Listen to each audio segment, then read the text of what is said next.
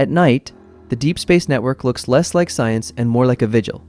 One civilization standing still, trying to hear something that may already be gone. The machinery is enormous, but the task is fragile, catching a signal so faint it can be lost in weather, in noise, or in the simple indifference of distance. Voyager's most unsettling feature isn't where it is.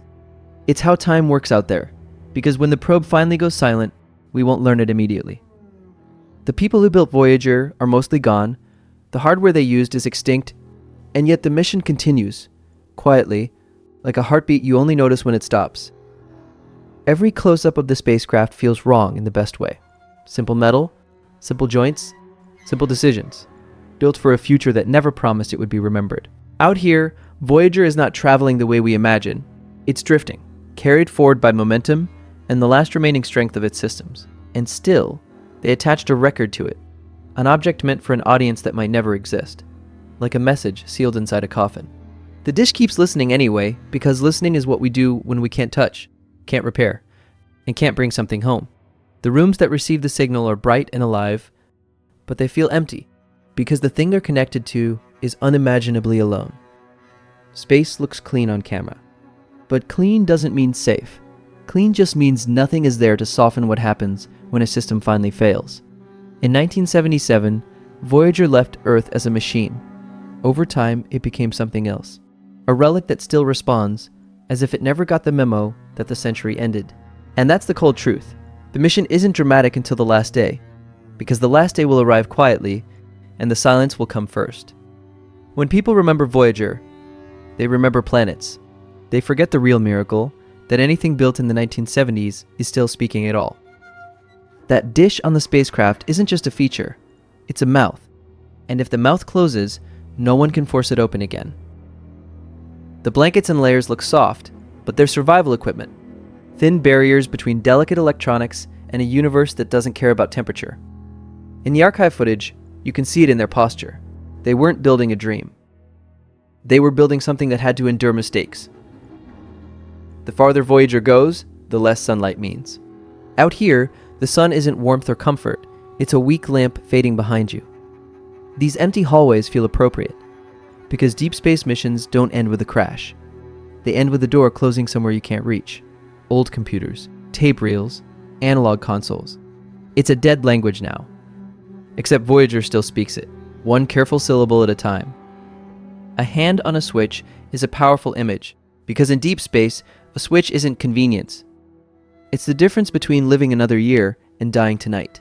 Even in daylight, the DSN dishes feel like they belong tonight. Structures designed for absence, built to search the black for a single thread of sound.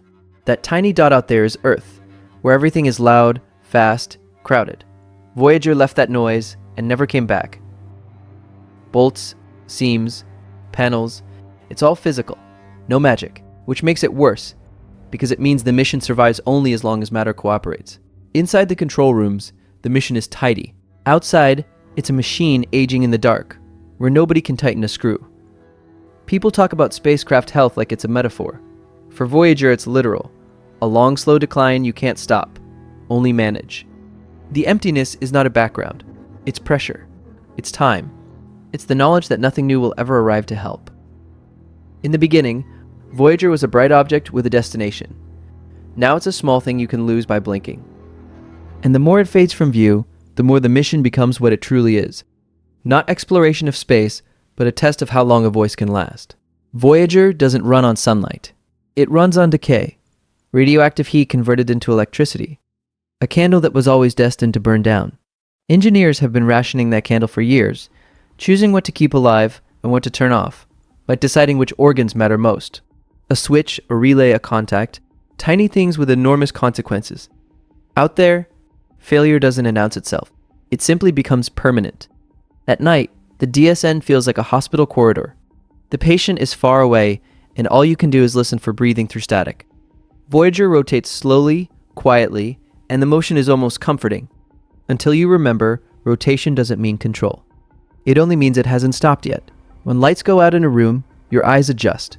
When power goes out in deep space, nothing adjusts. The mission just becomes smaller. The old instrument panels are a reminder. This mission was designed before modern convenience, which means it survives on discipline, not in luxury. Paperwork, folders, old documents, human hands trying to keep a machine alive through decades of change, like maintaining a language nobody speaks anymore. That distance is not just space, it's delay. Any command we send takes hours to arrive, and the reply takes hours to come back. The dish turns, the structure holds. It's an act of patience carved into steel, because you can't demand a response from something that far away. The golden record was never meant for us. It was meant for whatever comes after us, which makes it feel less like hope and more like acceptance. The emptiness holds the spacecraft like a museum display with no visitors, an exhibit lit by nothing, preserved by cold. Empty rooms are the correct setting for this story. Voyager is not a spectacle. It's a slow disappearance. The longer the DSN waits, the more the act of listening becomes psychological. You start hearing meaning in noise, because you need to believe it's still there. Every connector and chip is a point of vulnerability. Radiation, time, microscopic failures. Tiny insults accumulating until a system forgets how to respond. Voyager is already beyond the place where repairs are a fantasy. There is no servicing mission, no rescue, no second unit waiting in storage. Sometimes, survival is not adding capability, but removing it, turning things off so that one remaining heartbeat can keep the antenna alive. A dish holding still in darkness can be more unsettling than motion, because it looks like waiting for an answer you already know you won't like. Space doesn't threaten you with monsters. It threatens you with inevitability. The slow certainty that everything running will eventually stop running. And Voyager is the purest version of that threat. A voice that keeps speaking only because we keep cutting away parts of it to save the rest. Look at the hands in those old clips. Careful, precise. Deep space missions are built on fear disciplined into craftsmanship. Scratches on glass, dust on surfaces. Signs of time. Voyager doesn't show age and wrinkles. It shows age and signal quality. At dusk, the DSN turns and turns, as if the Earth itself is rotating to keep the conversation alive. Because in a way, it is. Out there, Voyager isn't surrounded by scenery. It's surrounded by distance, and distance behaves like a solvent. It dissolves control. Old oscilloscopes and monitors feel haunting, not nostalgic, because they remind you that the mission is maintained by memory as much as by technology. That high-gain antenna is the entire relationship. If it can't point, if it can't speak, the mission becomes a silent object nobody can interrogate. Hallways, doors, cold light. The Earthside environment is human, but the mission itself exists in a place where human has no meaning. Cables and hardware racks aren't cinematic, but they're real. This is where the voice becomes sound, where whispers become a detectable trace. The camera pulling away from Voyager is the honest motion, because that's what the universe is doing, pulling everything apart, gently, forever. A mission that lasts this long stops belonging to a single team. It belongs to generations, and that makes the end feel personal to people who never launched it. The DSN dish doesn't look heroic. It looks obligated, like something built to keep listening even when listening becomes uncomfortable. Metal, screws, connectors. This is what faith looks like in engineering. Belief that enough careful choices can postpone silence. The stars barely register, because the story isn't about what's out there, it's about what we can still hear from out there. The dish turning is a clock with no face. Each movement is another attempt, another check, another quiet question. Are you still there? The record glints and then goes dull again. A message built to outlast the speaker, which is one of the darkest kinds of optimism. And Voyager continues to shrink, not because it's moving away from us, but because our ability to sense it is slowly running out of margin. This is what the end will look like. A dish at night, listening while the spacecraft is too far away for comfort, and too old for certainty. The sky above it stays blank. No sign, no flare, no warning, just the same darkness it's always been, finally refusing to give anything back. Time passes on Earth the way it always does. Clouds moving, stars drifting, while the mission's time is measured in power budgets and quiet compromises. Voyager doesn't know we're watching. It doesn't know we care. It only knows physics, and physics is slowly turning the lights off. In a control room, waiting has weight, because by the time a reply arrives, it describes a spacecraft that existed hours ago. A hand near a switch is the most honest image in space exploration. You make a decision, you send it into darkness, and then you can't touch it again. The dish keeps moving like it expects an answer.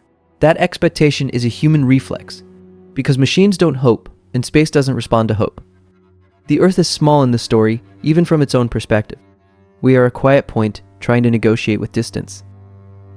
Empty landscapes at night feel unsettling because they mirror deep space, the sense that you are present, but nothing is listening back. The equipment hums, lights blink, systems stay alive, but none of it guarantees the one thing we actually want, a voice from beyond. This is the phase no montage can dramatize. It's just waiting, and the waiting is the horror, because nothing you do makes the answer arrive faster. And when the signal finally comes, or doesn't, what we learn will already be old. The truth will arrive with a delay, like a note found after a death. The golden record is a strange comfort, not because it saves the mission, but because it admits the mission was never meant to be saved. Voyager slips deeper into the black, not with a dramatic exit, but with the slow dignity of something that simply continues until it cannot. At dawn, the dish looks ordinary again. The light makes it seem less haunted, until you remember that daylight doesn't reach where Voyager is. Those old faces in the archive feel like ghosts now. They launched a machine into the future, and the future answered by outliving them. Eventually, Voyager will stop replying, and the DSN will keep listening for a while anyway, because silence is hard to accept when you've been speaking for decades. And then the mission becomes an object instead of a conversation. A silent artifact moving through interstellar space, carrying a message from a world that can no longer hear itself.